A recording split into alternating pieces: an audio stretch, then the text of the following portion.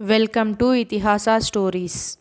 అనగా ఒక దట్టమైన అడవిలో అనేక జంతువులు స్నేహంగా నివసించేవి. ఆ అడవిలో నక్క, కోతి, కుందేలు ఇలాంటి జంతువులు ఎంతో సంతోషంగా జీవించేవి. అయితే అందరిలో నక్క మాత్రం తెలివి పేరు మీద మోసాలు చేసే జంతువుగా అందరికీ తెలిసి ఉండేది. నక్కకి ఆ రోజున ఆకలి చాలా ఎక్కువగా వేసింది. అది తన గుహ నుంచి బయటకు వచ్చి తినడానికి ఏమన్నా దొరుకుతుందా అని చూస్తూ తిరిగింది.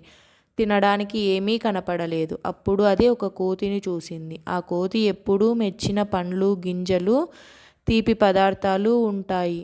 కోతి ఎంతో అమాయకంగా, విశ్వాసంగా ఉండేది. అది చూసిన నక్క తలలో మోసపూరితమైన ఆలోచన వచ్చింది.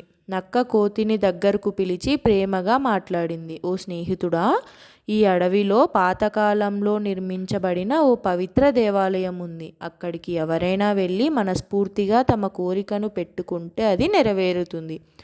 నువ్వు నాతో వస్తే నీ కోరిక నిజమవుతుంది.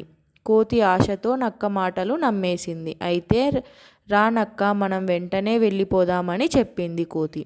నక్క కోతిని తీసుకొని అడవిలో మరింత లోతుగా తీసుకువెళ్ళింది. అక్కడ ఓ పాత మడుగు ఉండేది. లోతుగా ఉన్న నీటి గుంట. నక్కను కోతి చూసి అక్కడికి తీసుకువెళ్ళి ఇలా చెప్పింది. ఇది దేవాలయం ముందు ఉండే పవిత్ర తీర్థం. నీవు దీంట్లోకి వెళ్ళి నీ కోరిక కోరాలి.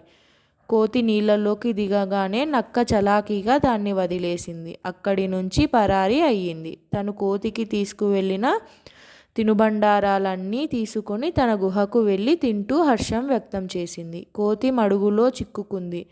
నీళ్లు లోతుగా ఉండి దానికి బయటకు రావడం కష్టంగా మారింది. అది గట్టిగా కేకలు వేయసాగింది. ఇదంతా అటుగా వెళ్తున్న తెలివైన కుందేలు చూసింది. కోతికి ఏమైంది అర్థం చేసుకొని వెంటనే మొసలిని పిలిచి మొసలి నీళ్ళల్లోకి దిగింది. కోతిని మోసుకొని బయటకు తీసుకువచ్చింది. కోతి ప్రాణాలతో బయటపడింది. తర్వాత కోతి, కుందేలు, మొసలి ముగ్గురు కలిసి నక్కను వెతికారు. చివరకు నక్కను పట్టుకున్నారు. అడవికి రాజైన సింహం దగ్గరకు తీసుకుని వెళ్ళి సింహం నక్కను విచారించింది. నక్క చేసిన మోసం బయటపడింది. తన స్వార్థం కోసం మిత్రుని ప్రాణాలు హరించాలనుకోవడం తప్పని రాజు తీవ్రంగా కోపగించుకున్నాడు. సింహం ఆ నక్కను కొన్ని రోజులు అడవికి సేవ చేయించి అందరి ముందు క్షమాపణ చెప్పించగా మిగతా జంతువులు సంతోషించాయి. ఆ రోజు నుండి అడవిలో న్యాయం మీద నమ్మకం మరింత పెరిగింది.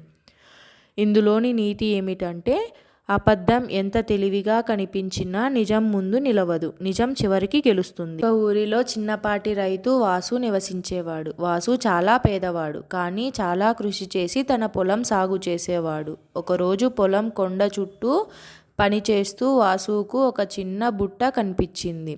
అది చాలా పాతదిగా కనిపించింది. ఆ బుట్టను తీసి ఇంటికి వచ్చి తెరిచాడు. ఆ బుట్టలో నుండి అకస్మాత్తుగా ఒక చిన్న యక్షి బయటికి వచ్చింది. ఓ కరుణగల వాసు, నీవు ఈ బుట్టను తెరిచినందుకు నేను నీ కోరికలు తీరుస్తాను. రోజుకు ఒక్క కోరికనే చెప్పు అని అనింది. వాసు చాలా ఆశగా మొదటి రోజు ఇలా అన్నాడు. నాకు 5 బస్తాల బియ్యం కావాలి. వెంటనే అవి వచ్చాయి. రెండవ రోజు నాకు గేదె కావాలి అని అడిగాడు. మూడవ రోజు నాకు బంగారు గాజులు కావాలి అని అడిగాడు. ఇలా ప్రతిరోజు తన కోరికలు పెరుగుతూ పోతూ ఉన్నాయి.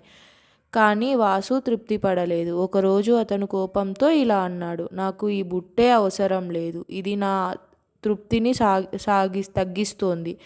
తీసుకువెళ్ళిపో నువ్వు అని చెప్పాడు. అప్పుడు యక్షి నవ్వుతూ ఇలా అంది. నిజంగా ధనాన్ని ఆశించడం తప్పు కాదు, కానీ తృప్తి లేకపోతే ఎంత వచ్చినా వ్యర్థమే అని చెప్పి యక్షి మాయమైపోయింది. ఆ తరువాత వాసు తను కష్టపడి సంపాదించిన డబ్బుతో తన జీవనం సాగించాడు. చాలా సంతోషంగా ఉండటం నేర్చుకున్నాడు. ఇందులోని నీతి ఏమిటంటే, తృప్తి మన నిజమైన సంపద. Please like, share, subscribe to my channel.